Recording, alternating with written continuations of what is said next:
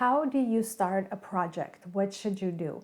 In my normal line of work during the day, I am constantly in the middle of projects. For my small businesses, I'm always doing projects. And so I have some insights and ideas that I'm going to share with you in this video. Welcome to Efficiency and Organization, where we talk about anything and everything that has to do with being organized, efficient, productive, well managed with time and planning. So that way we can achieve all the goals that we set. Okay, so let's talk about projects. I have plenty of examples for you. So it all starts with brainstorming. That's the number one thing if it's a project you have not done before. If it's a project you are repeating, I am hoping that you already have some kind of a written flow chart, written checklist that you're gonna look at from the past that you have saved, so that way you could follow the same process and maybe even make some improvements. So because I'm so good at saving things and creating these systematic flowcharts, when I have projects that repeat themselves, I just refer to those and I am good to go. The stress level is a lot less than having to do something from scratch. But what if I didn't have any of it? What if it was a new project that I was working on? What would I do? For instance, my project that I need to work on is I need to save money for a down payment for a car that I am hoping we could buy at the end of next year. So I have to save. I have an amount in mind that I want to save, but it's going to be hard to do, but it's a project. So after I have to brainstorm ideas, what ways can I save for that down payment?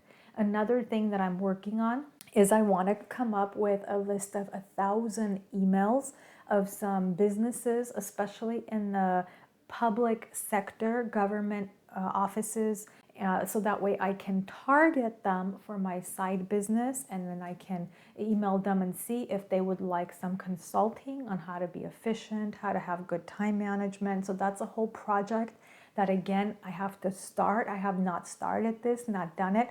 I need to brainstorm and say, how am I going to make this happen? So what kind of things do I need? How many email addresses? How will I find the email addresses? So I start with brainstorming. Then the second part is I put things in order, which ones I'm going to do first, second, third, fourth, and so on. The third part is the vision of success for the project. So when the project is complete, what is that going to look like? Because I need that to keep me motivated to do the parts of the project, to complete it.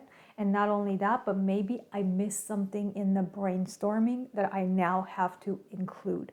So for example, for my email project that I want to do, what does it look like? Well, to me, it looks like it's a list of 1,000 email addresses, and I am emailing these people, and they are possibly contacting me back and asking me for more information about consulting, my fees, and things like that.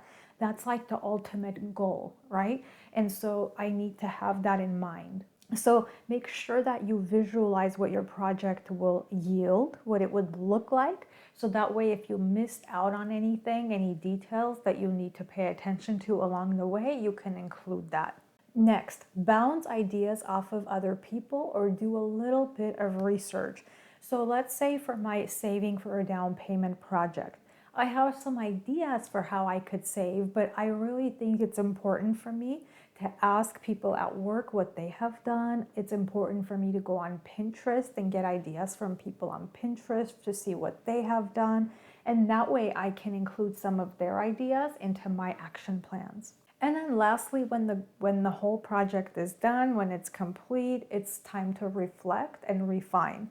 So it's important to write the process, the steps down, so that way if I need to repeat it in the future, I'll have something to refer to. And then not only that, but also if there's anything that didn't work out so as well as it should have, I will refine it, and that way it's ready for the next time. One of the things I do at work is I organize parent-teacher conferences. And so the first time I did it, I learned from it. So when I reflected, I thought, oh, I could do this differently and I could do that differently.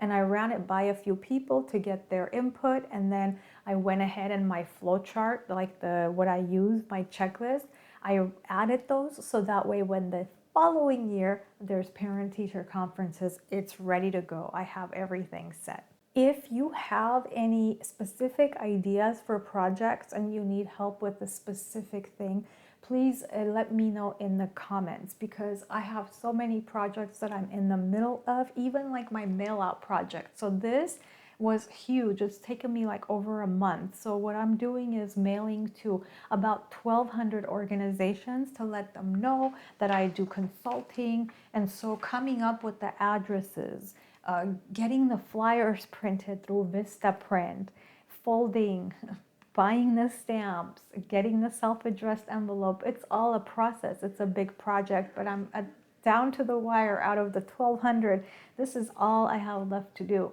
But you know, it all started with the same process. It was brainstorming. It was coming up with a checklist. What am I going to do first? What am I going to do second? What am I going to do third? Then it became my vision. So how would it look? Well, the vision is these are all done, mailed off my desk, and organizations are now emailing me back or calling me to ask about fees and things like that. Then the next step is learning, refining, and possibly even talking with other people who are in my line of work or doing consulting to see what kind of things they do to reach out to organizations to, to do the work that they do. So I hope that you found some of what I'm telling you, what I'm sharing with you, helpful and useful. Any questions, please feel free to comment, and I will catch you in the next video.